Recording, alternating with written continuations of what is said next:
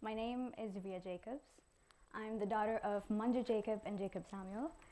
These photos were not approved by my parents, so they don't know I'm doing this, and they're here today. So if you see them on the way out, please tell them it's a good picture so I don't get grounded.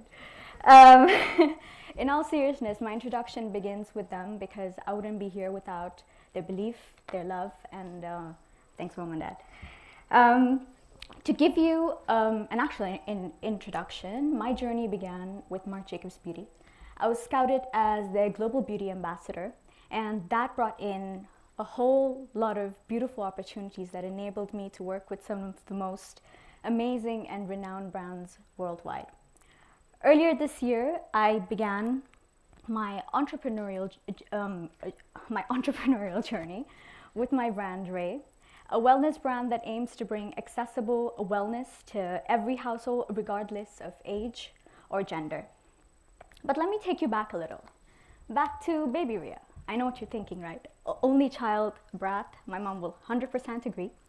But I don't know if you see something in her here today. Let me give you a little context.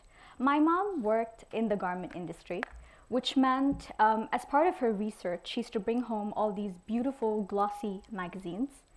And as she got lost, as soon as she came home and did her chores and watched an episode of 2 of Bold and Beautiful, basically our Love Island, not judging Mom, this little girl would get lost into this beautiful world. A world where women exuded grace and class and did amazing inspirational things that people would write fantastic articles about. Basically, this girl wanted to be like them. Easy, right? Little brown girl, 5'2" little brown girl with these huge dreams. Well, she believed them. She actually thought she could achieve them. And because to her, beauty was not a standard that the world set. Beauty to her was grace, was intelligence, was the same things that she saw in her mother, her grandmother. And the reason she thought that way is because she hadn't met the world yet. She was so cocooned by the love, the belief that her parents gave her, and she thought, this is how the world works. You have a dream, you go out and you achieve it. Easy, right? Boy, she was wrong. Fast forward to middle school, a phase that I would have said back then was probably the worst phase of my life. But today I would say it's a phase that made me who I am. For the purpose of keeping this light and short, I will say I was severely bullied and teased for everything from my skin color to my ethnicity to the way I spoke. I would go to school every day and come back home feeling worthless. And I would cry to my mom and my dad and ask them why things that made me me were the things that the world did not accept. I remember one day we were in a room, and it was a room full of adults and kids, and everyone was sharing what they wanted to be when they grow up. And I said I wanted to be in magazines. And everyone, including the adults, laughed. And someone said, Rhea, you need to stop being naive and be a little bit more realistic with your dreams. Because quite honestly, who would want someone who looked like you in a magazine? If I tell you today, as an adult, you can't achieve your dreams, or you're not intelligent, or you're not beautiful, it may hurt. But you reason by saying, that person is probably going through something, that's why they're trying to showcase that negativity onto you. But as a child, you believe that that is the truth. You absorb everything they say like a sponge. In one such fit, I came running to my mother with a magazine in hand, with a gorgeous girl on the cover, and I said, Mom, I need to do something to look like her. And my mom said something so profound and so simple, as moms do. She said, Rhea, there's already someone, this world has someone who looks like her. It needs someone who looks like you. My father, a man of very few words, nodded. And the belief and the love that I saw in their eyes was enough for me to go out there and achieve my dream. That's the power of your dreams. They have to be unrealistic. They have to be so out there that when you share them with the world, you get scared a little. Because how else would you and I, who are termed ordinary, step out there and be extraordinary. Dreams aren't made based on your background, based on your privilege, on your skin color. They're made with the intensity of your hunger and your ability to use the resources that you have around you while staying true to your roots and always thinking about the end goal. In today's time, I'm so glad to be part of a movement of gorgeous ladies who are changing the narrative, who are changing the standard of beauty, who are making sure that no other young girl feels the way we felt, that we finally tell everyone that your beauty is your individuality.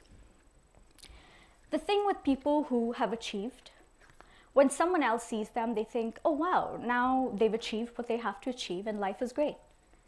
That's far from the truth.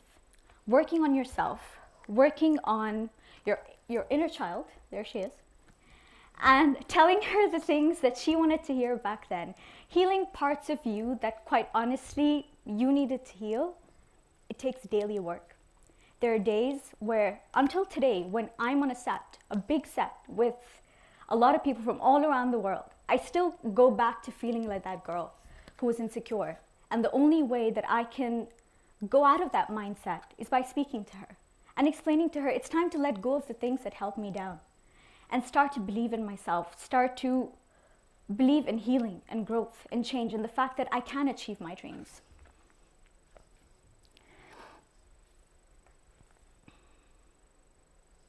Sometimes I think, why did I go through it?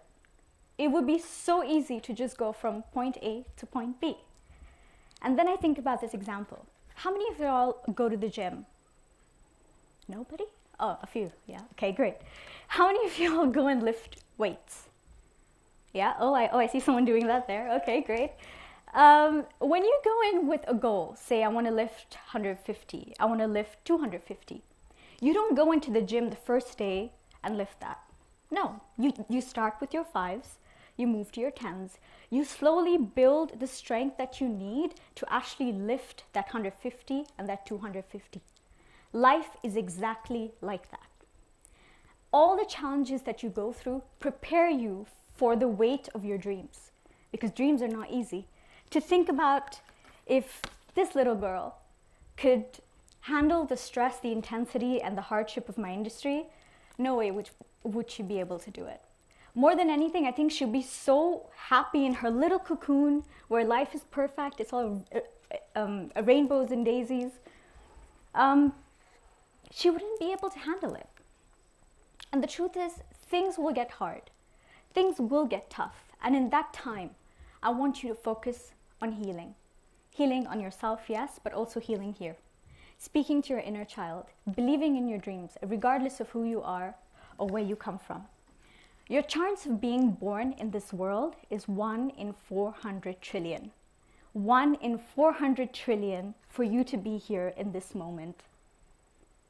You think you were made to just watch everyone else enjoy their dreams and live their life? No, my friends. You were born to do amazing things. Things that transcend beyond the level of your skin color, your ethnicity, your privilege, the fact of what you think about yourself or what your friends think about you. You were born to be great, and I want you to start believing it. Because if Rhea Jacobs, 5'2" little brown girl, daughter of Marc Jacobs and Jacob Samuel, could do it, anyone can. Thank you.